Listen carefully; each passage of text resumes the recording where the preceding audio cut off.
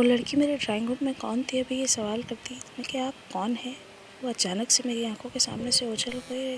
ख़राब टीवी चलता रहा और मैंने उसको टीवी को बंद करने की बहुत कोशिश की, लेकिन वो बंद नहीं हुआ। लेकिन मैंने सोचा कि चलो इसे मेन प्लग से बंद किया जाए। जैसे ही मैं मेन प्लग की तरफ बढ़ती हूँ तो क्या देखती हूँ कि मेरे घर का मंजर बदल गया। ये फिर वही वीरान और टूटी बिल्डिंग, और उस बिल्डिंग के कॉरिडोर में चलती हुई वो लड़की फिर मुझे दिखी चलती हुई। ये मंजर बहुत दिल दहला देने वाला था और मैं खौफ के मारे आंखें बंद करने लगी। मैं चंद समात तक आंखें बंद कर ही रही।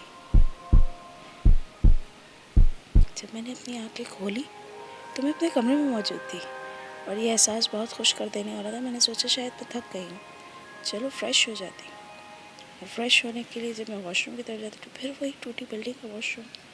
मैं ना जाने कैसे शीशे के आगे आकर खड़ी हो गई और उस लड़की का अक्स मेरे सामने था और मैं उस अक्स में डूब सी गई। और अचानक से मेरी आँख खुली तो मैं वॉशरूम में थी और फिर मैंने चेहरे पर कुछ छींटे पानी के डाले कि शायद मैं फ़्रेश हो जाऊँ, मैं बहुत थक चुकी हूँ। और उसके बाद मैंने अपना टैप बंद किया और मैं अपने आप को वापस पलटने लगी कि अचानक से मेरे सिंक में खून के धब्बे।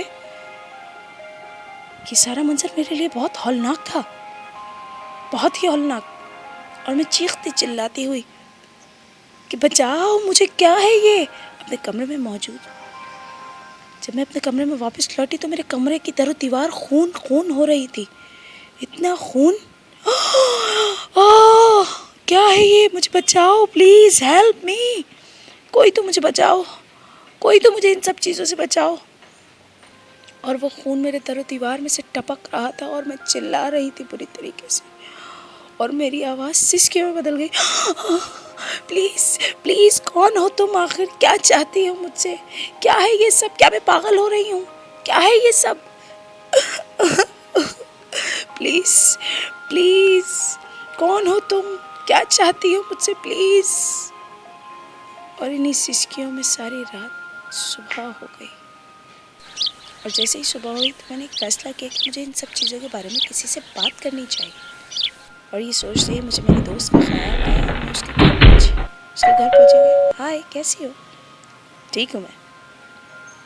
और वो मुझे देखकर थोड़ी सी परेशान थी। ठीक तो हो ना तुम?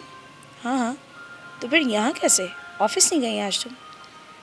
नहीं, वो कुछ इस तरह के उलझते उलझते उसे मैंने अपनी तमाम तर बातें बताई तो वो एक नतीजे पर रही, तुम्हें किसी की ज़रूरत है और तुम्हें अपना मसला उनको बताना चाहिए।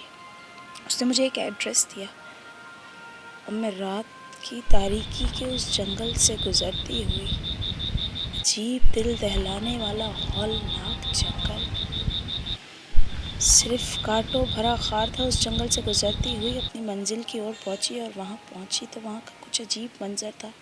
मैं देख, आओ बेटी आओ, वो नहीं छोड़ेगी तुम्हें, कभी भी नहीं छोड़ेगी वो तुम्हारा साथ। तुम्हें वो घर छोड़ना पड़ेगा, छोड़ दो वो घर, छोड़ दो। और फिर मैंने वो घर छोड़ दिया और मैं एक नए शहर में, एक नए घर में शिफ्ट हो गई। लेकिन मैं वहाँ शिफ्ट तो हो गई, मेरा दिल और दिमाग उसी उलझन में था। मैं वहाँ घर बदल चुकी थी, शहर बदल चुकी थी, सब बदल दिया था मैंने, सब कुछ। वो घर छोड़ दिया था। आखिर वो घर मेरी माँ की आखिरी निशानी थी। लेकिन बहुत ही जब्र करके दिल पे मैंने वो घर छोड़ा। लेकिन अक्सर मुझे वो याद आती है, मुझे वो रातें याद आती हैं। नहीं भूल सकती मैं इसे, कभी भी नहीं।